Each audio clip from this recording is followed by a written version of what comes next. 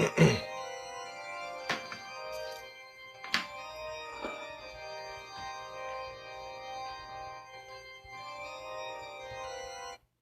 right, Shalom. You see, this all represent death, right? So we'll get into, do this every year, dealing with this madness with Halloween. It's just another satanic day, and you, Jakes, Jake just want to be a part of something. Anytime that it's, some folly, some bullshitting around, some playing and joking, Jake is the first people to do it, right? So you got your kids doing this. I mean, just saying the people of the world, right? You see all this Halloween decorations all over Babylon, right? And it's to entice you and induce you into the spirit of the world. This is what this is one of the things it means when it's talking about the spirit of the world. This is what they do, and this is what you copy, right? The people of the world, right? You copy this. So if it's your first time understanding this, Halloween is satanic. You know what I'm saying? It ain't got nothing to do with the Most High. It's a pagan day. And I'm going to get into the origin of it. So let's get into this lesson. 1 second.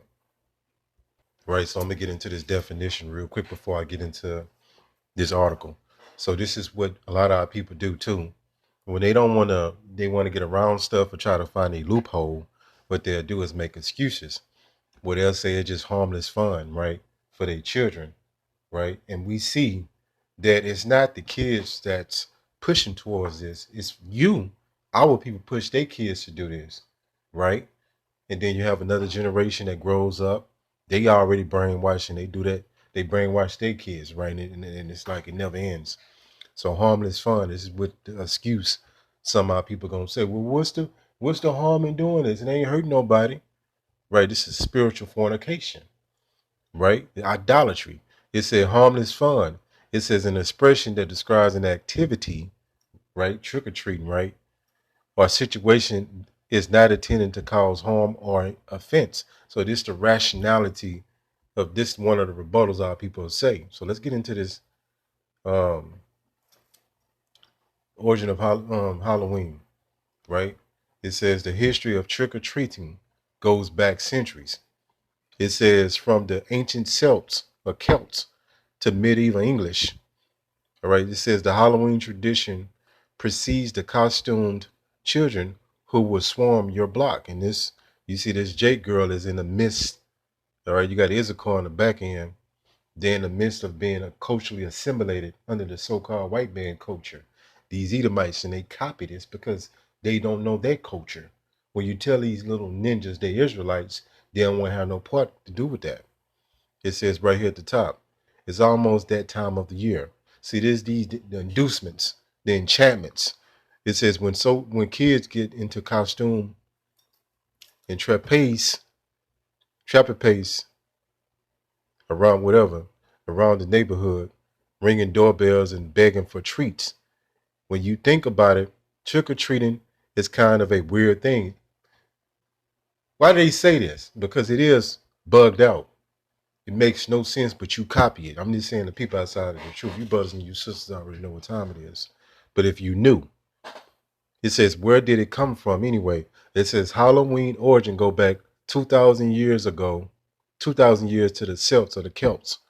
Holiday of Samhain, which marked their which marked their new year according to National Geographic. It says ancient Irish and Scottish people believed that the veil between the worlds of the dead and living grew thin each year on November the 1st. It says allowing demons to roam the earth again. So this is what you're putting your kids involved into, right? And this is the reason why we in the condition that we're in. We're on a punishment. It says, along with displaying offerings and enlightened bonfires for spirits, the Celts or the Celts dress up as the dead, hoping to blend in with real demons and therefore skirt spiritual confrontation. Right? Let's keep going. It says, fast forward to the 7th century when the Catholic Church was in business of converting pagan, which the Catholic Church is paganism.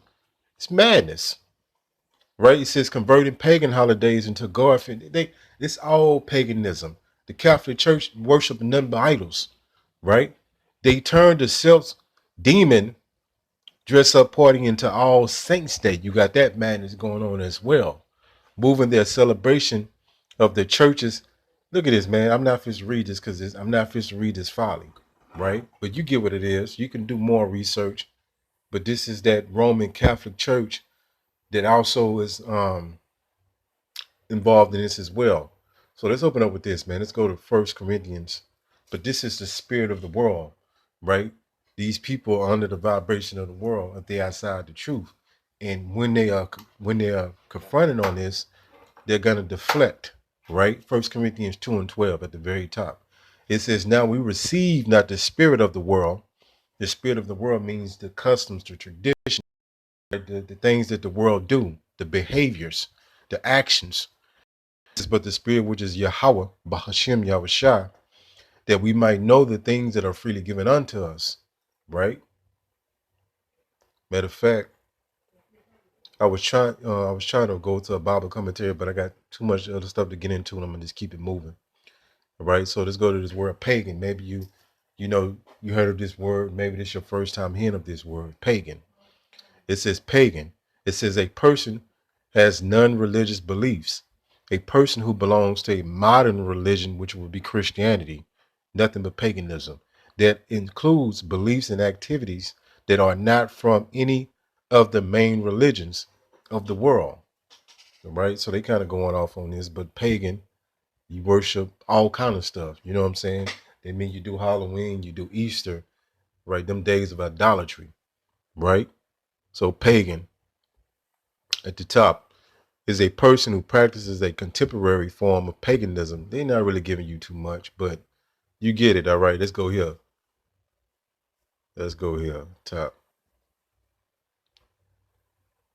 It says today's pagan is used to describe someone who doesn't go to a synagogue, church, and mosque. But yeah, they going off on this because paganism is in the Christian church. Paganism is in the so-called mosque and the synagogues as well. So none of them is serving the true God, which his name is Yahweh.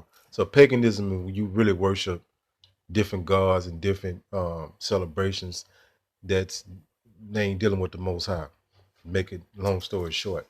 So let's go here. Go to Jeremiah 10 and 2. And this scripture is really going into something else. It's going into a tradition, a celebration like unto Christmas, right? But this applies, right? Because it's talking about all these customs. It says Jeremiah 10 and 2. Thus said the Lord Yahweh. It says, learn not the way of the heathen. So the heathen is outside the nation of Israel. Any of these nations, the so-called white race, the so-called Arabs, the so-called Chinese, any nationality or ethnicity outside your culture, right? You not to learn it, but a lot of you don't even know you Hebrew Israelites because you still subscribe to these corporate ethnicities. It says, learn not the way, so don't copy, don't follow, don't downplay it. Just don't do it, right? And be not dismayed at the signs of heaven, for the heathen are dismayed at them. So learn not the way of the heathen. Don't learn these traditions, these, Halloween. Don't learn that. You know what I'm saying? If you was doing it, you got to stop it because that is idolatry, right? And you're doing liking until sacrificing your kids to this as well. Let's go here. Colossians. Let me go here first. I had something else. Right here. It says right here, the Bible warns against man-made traditions, Jake, right in the women. You can't make no excuses for this. You cannot serve two masters. You can't serve the Most High and you can't serve the world. All right. It says man-made traditions that conflict with God's commands, especially those that go against Hamashiach. And nowhere in the Bible is this custom or this just celebrated, right? So you got to ask yourself where this comes from. Why you doing it? Why you following things that that you don't know about, right? Now, if you down with it, right, what will be unto you? right? You just a 2/3. But at the end of the day, it's some people that don't know about this. They just waking up. So it is what it is. So that's why we do these lessons. So let's go to Colossians 2:8, right? Colossians 2:8. Let's go to the KJB. It says, beware lest any man spoil you through philosophy and vain deceit, right? After the tradition of men. This is a tradition from the so-called white man. And you had Jake's back then was doing this too, right? Jake always been partaking in wickedness, right? Because most of the Bible is cussing out Jake, our own people, the Israelites. But this does extend to the other nations, because when our people were go into captivity, they would assimilate to the nation, right, that they was in captivity, and start copying their traditions and serving their gods and doing all these celebrations, right? As you see, our people have conformed to the so-called white man world, right? His system. After tradition of men, this is a tradition of men after the rudiments of the world and not after Hamashiach. And if you got any kind of lick of common sense in your spirit, right, your subconscious, your conscious of people say, you should know this is straight up evil. You got evil looking stuff everywhere, evil looking decorations, demons, goons, you know what I'm saying, ghostly things, man. All this stuff is sprinkled around people's home. You know, so like you like decorated on their homes, right? It's a spirit of death, a spirit of wickedness, evil, right? So tradition, let's go to this word tradition, right? I'm gonna break it all the way down because Jake be looking for a way around stuff. Tradition. It says at the top, an inherited, established, or customary pattern of thought. It says or action or behavior. That's heavy. Behavior. All right, let's go down. Matter of fact, let's hit this one. Then I'm gonna move to this word behavior. It says a tradition at the very top. A tradition is a system of beliefs or behaviors. It says folk custom passed down within a group of people or society with symbolic meaning or special significance. That is amazingly heavy, right? So we're gonna go to this word behavior, right? Behavior. It says right here, is the way in which one acts or conducts oneself. Well, there you go. It's an action, right? So let's see if I can get some more meat on here, right? It says right here. I was looking for one in particular. But you get the gist of a behavior comes with an action, right? It comes with actually your body doing something, right? But you get it, the action, right? So this is not harmless fun. This is demonic, right? And you cannot get away with this with your ignorance. You didn't know. We're in an age of the information age, right? Where knowledge is increasing. And everybody got a smartphone, but everybody dumb, right? That's what I like to say, but it's true. Some truth to that, right? Well, hopefully this was edifying.